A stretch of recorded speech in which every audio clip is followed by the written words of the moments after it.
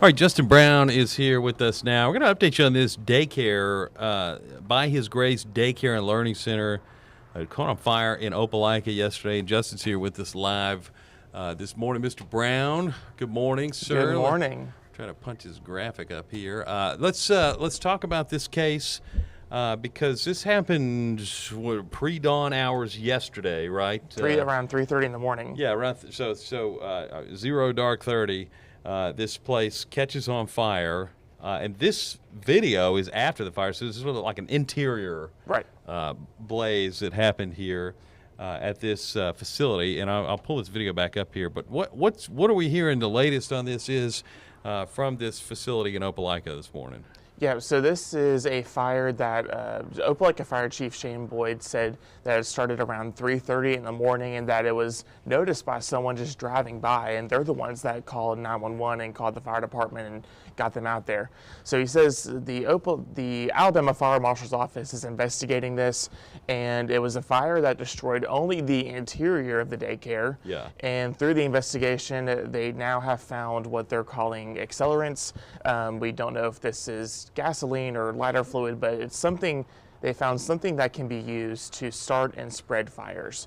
So that's what this new information is right now. It's what Opelika fire officials are working to find out what this is and who could have done this possibly. Gotcha. Yeah. So accelerants could be all kind. I mean, it could be a number of things. Right. But typically, accelerants are not found just readily available inside a daycare. Right. So that tells you that something's out of place here, that they're using that terminology and maybe staying away from other words that could be associated in that instance as well. But so that is interesting, though. Also interesting that somebody was driving by and evidently saw smoke coming from the building, right, and was able to get some attention to that. Going out for a drive at 3:30, that's unusual. Well, I was asleep. Honestly, truthfully, I covered a fire years and years ago where a bypasser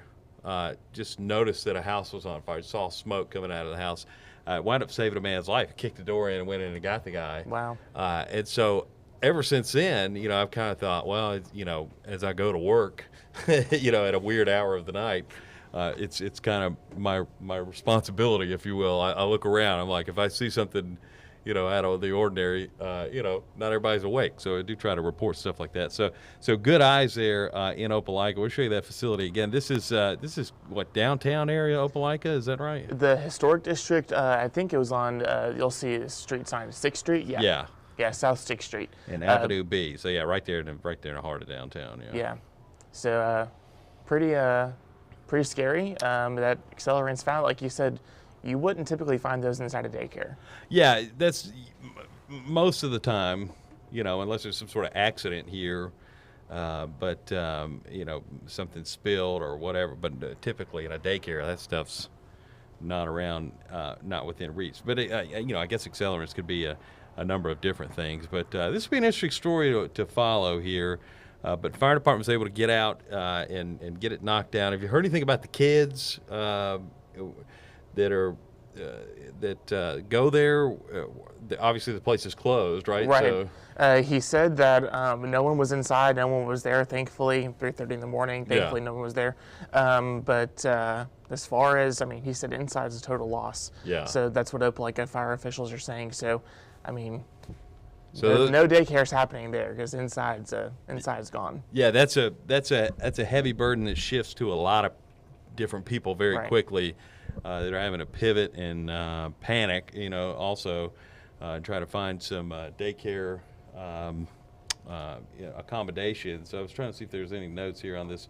The update from yesterday was pretty light, and then still with limited info here, but we do know that they're looking at accelerants in this case, and that's an interesting update. So we certainly appreciate that. Tell folks what time you come on every day over here, because you're doing basically the afternoon version of this show now, and what times that get cranked up, and You got a lot of folks that come in and talk to you, and so give us a play-by-play on that. Yeah, starting today at 3 o'clock Eastern time, I'll be on to talk about just all the afternoon headlines. We'll certainly be talking about this update.